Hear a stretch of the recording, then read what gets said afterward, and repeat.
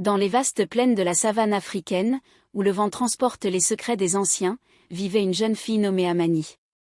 À seulement 12 ans, elle possédait un don exceptionnel, elle pouvait entendre les murmures des esprits de la nature. Ces esprits, invisibles aux autres, partageaient avec elle leurs sages conseils et les légendes oubliées du passé. Amani vivait dans un petit village niché entre des acacias et des collines dorées. Son grand-père, Mzi Kalinda, était le sage du village et gardien des traditions ancestrales. Il lui avait enseigné l'importance de vivre en harmonie avec la savane, de respecter ses cycles et ses mystères. Mais tout cela allait être bouleversé.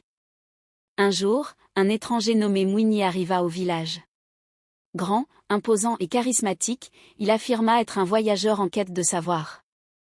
Mais les murmures de la savane avertirent Amani, Mwini n'était pas ce qu'il prétendait être.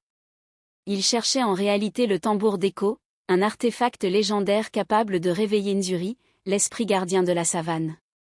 Cet esprit, disait-on, pouvait contrôler la pluie, la fertilité des terres et même la vie elle-même.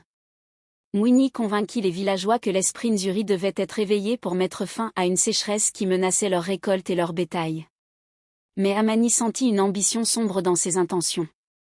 Il ne voulait pas sauver la savane, il voulait la contrôler. Le voyage d'Amani. Refusant de laisser Mwini perturber l'équilibre fragile de la nature, Amani décida d'agir. Accompagnée de son fidèle compagnon, Kibo, un chacal espiègle et doué de parole, elle se lança dans une quête périlleuse. Ensemble, ils devaient atteindre le sanctuaire où reposait le tambour d'écho avant Mwini.